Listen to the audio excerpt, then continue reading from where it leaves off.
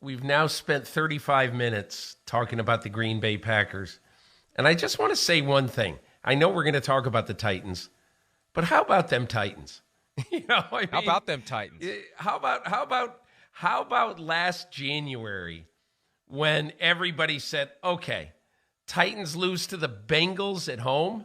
Ryan Tannehill, 3 interceptions, the horrible interception at the end. Ryan Tannehill in the offseason seeking professional help for the deep, whatever you might call it, the deep mental trough, depression, whatever you might call it. And I have to say, in the offseason, I said, how are the Titans going to come back from this? And I'll say this. Mike Vrabel is one of the best coaches in team sports, period. Because he had to take a team that really felt like it was going the wrong way in the middle of January. And not the wrong way for a couple of weeks. But, Mike, I want to take you into, and I'm sorry if you had more to say on the Packers, but this is fine. It was really... I was very aware of the fact that we hadn't talked about the Titans yet, and there's going to be some pissed off Titans fans saying, hey, how about the team that won the game? So go ahead. Okay, but I'm going to tell you, when I took my training camp trip this year, I sat in Mike Vrabel's office for, 30, 35 minutes, something like that, before practice one day. And I have to tell you, he didn't give two bleeps about the, quote, mental hangover aspect that everybody was talking about. He thought that was a pile of crap. Hey, we're football players. We go out and play football. And what do you want? And it reminded me so much of the time that after Jim Kelly lost his 4th straight Super Bowl, I went to Fredonia, New York to Bill's training camp the next summer, and I said, this is a tough question, but this is such a crushing blow year after year after year. Have you thought at all, maybe it's time just to retire and stop tormenting myself? And he goes, Peter, are you out of your mind? I love football. I love this game. The only thing worse than losing Super Bowls is not competing for them. And so I think Vrabel reminded me of the same thing. And it's a great life lesson. Get back on the friggin' horse and shut up. Yeah. I thought you were wrapping up. You were pausing for effect. I apologize. But I think of teams that have had these horrific postseason experiences, and at times it feels like they just fall apart. They can't get right again. They just can't get out of their own way. Yeah. They're carrying around this mental and emotional scar. The Saints are the most recent example of getting back on the horse every year. Yeah. They've had that stretch from 2017 through 2020, get your heart ripped out every way possible, and you just keep going. That's what Mike Vrabel is doing. They were the 1 seed last year. They could be the 1 seed this year. Think about the competition they face in the AFC, and they could end up being the number 1 seed. They got stomped by the Bills early on. Forget about it and move on. You win or you lose, you forget about it and you move on. They lose to the Chiefs, a game they should have won on Sunday night a couple of weeks ago. Does that become 2 losses because they're thinking we're just not ready to compete with this team no matter what we do? No. They just take care of business, and they keep winning football games. And last night was a tough spot for them to go into Lambeau Field 4 days after the Packers felt like they rediscovered their magic. And the Titans were the team that had the magic. They had the creativity. Peter, I don't understand why the Titans aren't more appreciated, why they don't get more respect. We talked about the 12.5-point spread a few weeks back. They were underdogs at 5-2 by 12.5 points. Then they're playing the Broncos at home, and they're only 2.5-point favorites against the Broncos. Are you kidding me? And last night they were 3-point underdogs against the Packers. Like, the people just aren't responding to this team, and maybe at some point they will, or maybe they just won't. Maybe the attitude's going to be the Titans, in our view, are frauds until they win in the postseason, and then maybe we'll take them seriously. But for now, we're not going to take them seriously, and I think that's a mistake. They need to be taken very seriously. Hey, Mike, the Tennessee Titans since September 20th are 7-1. And that one loss is a very, very 51-49 type, 50.1 to 49.9 kind of loss to Kansas City. And so, look, you could argue that since week 3, they're the best team in football. And it would be hard to argue against you.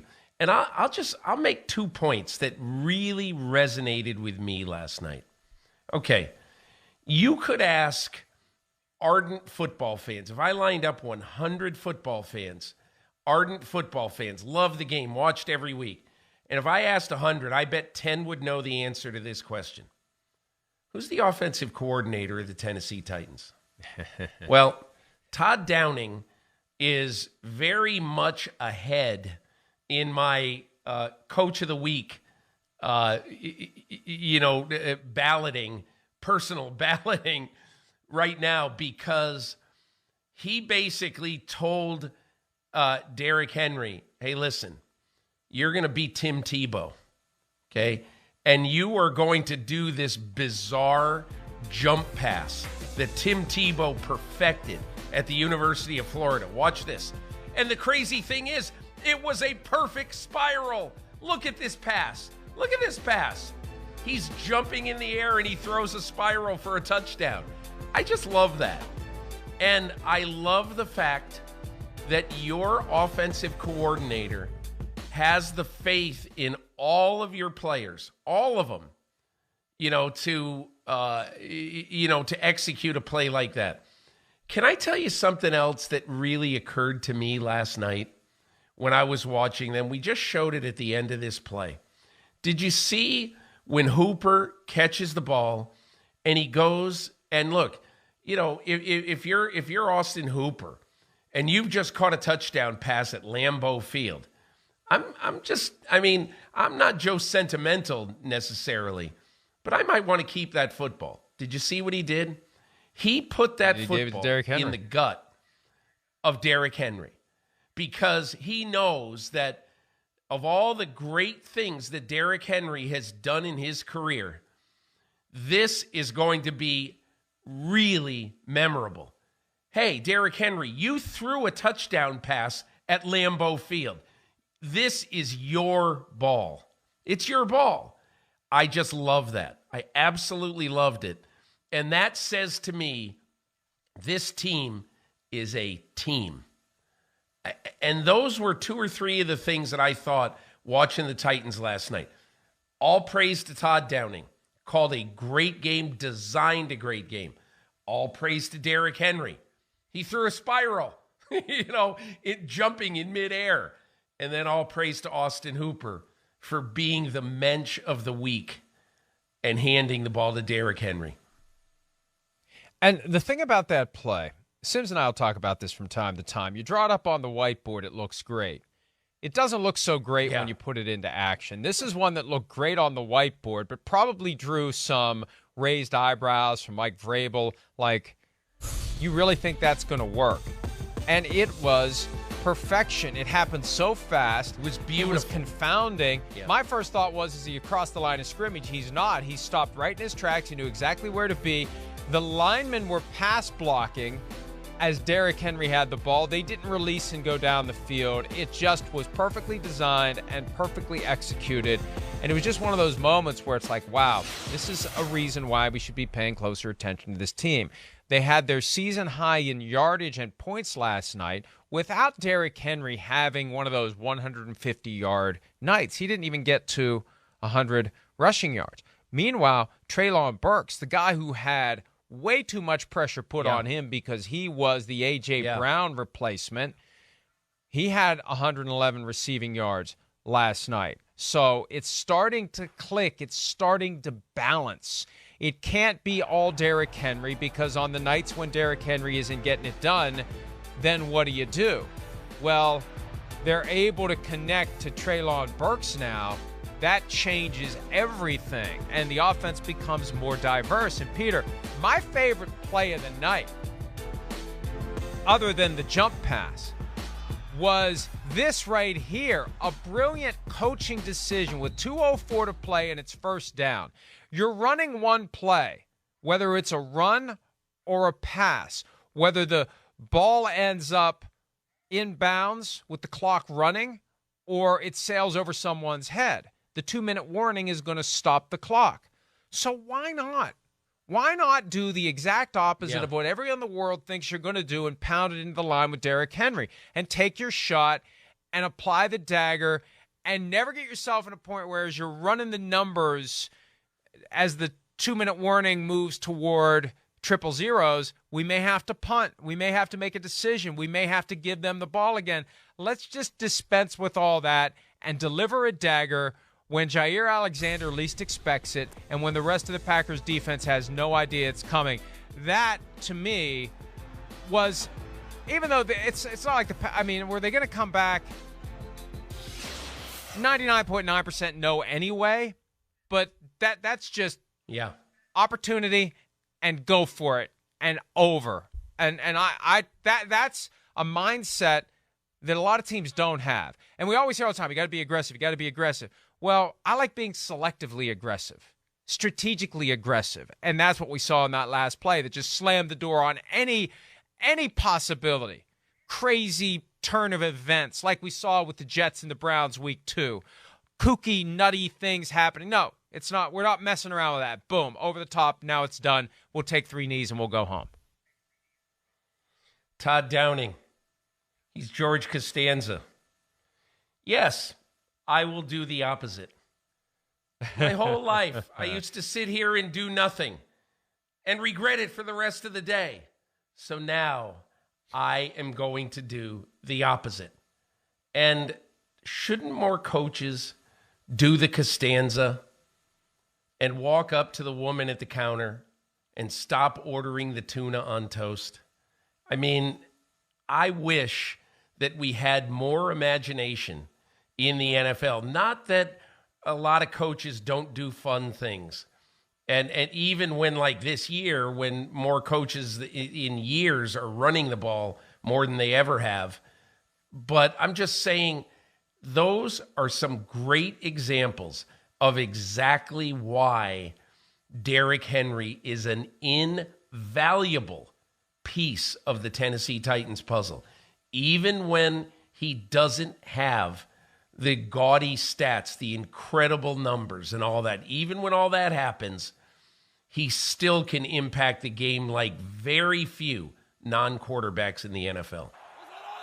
And we're at a time where there is so much of an emphasis on coaches being aggressive. Chris rails about that all the time. Aggressive for the sake of being aggressive. I'm a believer in being unpredictably aggressive. If you go for it all the time on 4th down, you're too predictable. If you never go for it on 4th down, you're too predictable. I remember there was a time a few years back after they moved the extra point if you're kicking for 1 from the 2 to the 15. Mike Tomlin of the Steelers was very aggressive about going for 2. The key is to be unpredictable. Nobody ever really knows what you're going to do. Are you going to go for it here or not? I really don't know. What are you going to do here? I really don't know. And what they did more last night in that moment with 2:04 to play, they just had the Packers lulled to sleep. But regardless, that's the kind of aggression. That's the kind of surprise. That's the kind of thing that keeps teams wondering what the hell's going on. And the more you can make the other team wonder what the hell's going on, what's going on is they lose. So it's just... I still can't process why the Titans are regarded as boring.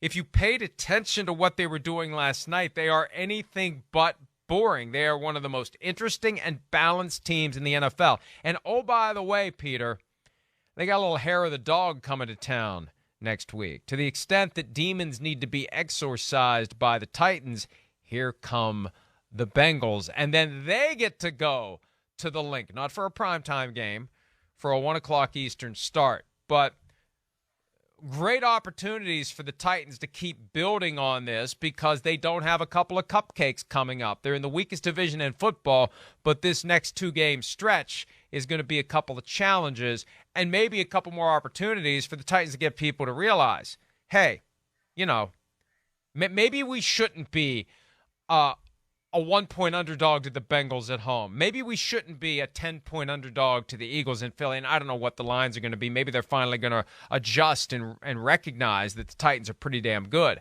But these next two games, more opportunities to prove it to everyone, Peter. Yeah, Mike, I think that all these things happen in due time, and you get your credit where credit is deserved, and everybody will say, well, gee, why are the Patriots on more national games than the Titans and all that stuff? And there's a lot of questions like that every year.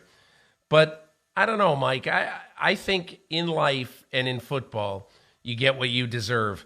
Because, look, I'm going to now say the dark cloud thing about the Titans. 2 consecutive years, they lost their opening playoff game at home, obviously as a higher seed, to Baltimore first, and then to Cincinnati. You get what you deserve. And so it's all well and good. It really is. It's all well and good. But this team is going to have to play well in January for the national opinion and, quite honestly, the opinion of the people who make the schedule at 345 Park Avenue. They're going to have to perform well in late January and early February for that opinion to change and for them to get the, quote, respect, end quote, that people think they deserve. One last point before we take a break, because I want to give Christian Watson the credit he deserves for what he accomplished between Sunday and Thursday. He is the first Packers rookie to have multiple touchdown catches in consecutive games since 1954. So, now, could have happened earlier. Could have happened earlier in the year, but it's happening now. And that's a bright spot for a team that is wondering what's the future going to be, regardless of who the quarterback's going to be. Maybe they've got their next Devontae Adams, given the way Christian Watson's been playing in recent weeks. Hi, it's Mike Florio. Thanks for watching PFT on YouTube. Hit subscribe for the latest news and analysis from Pro Football Talk.